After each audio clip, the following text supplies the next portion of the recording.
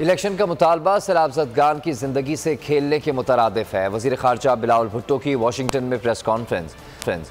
दौरा अमरीका को कामयाब करार दिया। बोले कि 6 माह में तमाम ममालिक से ताल्लुकात में बेहतरी आई। सैलाब से बड़ी तबाही हुई, 30 अरब का नुकसान हुआ। मौसमियाती तब्दीली का शिकार 10 बड़े ममालिक को मिलकर आवाज़ उठाना होगी। बिलावल भुट्टो ने अफगानिस्तान में ख़वातीन को उनके हुकूक देने का भी मुतालबा कर दिया।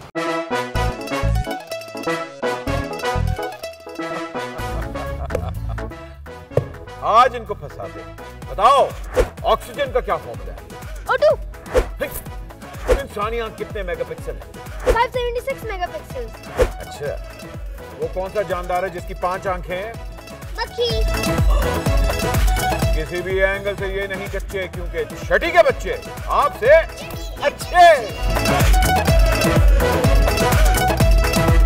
छठी के बच्चे आपसे अच्छे। हफ्ता शाम 5 बजे सिर्फ बोल एंटरटेनमेंट पर। सबसे ज्यादा व्यूज, सबसे ज्यादा रील्स और सबसे ज्यादा रेटिंग के साथ बोल अब भी नंबर 1 पोजीशन पर बरकरार। सब्सक्राइब करें और बेल दबाएं ताकि कोई खबर रह न जाए।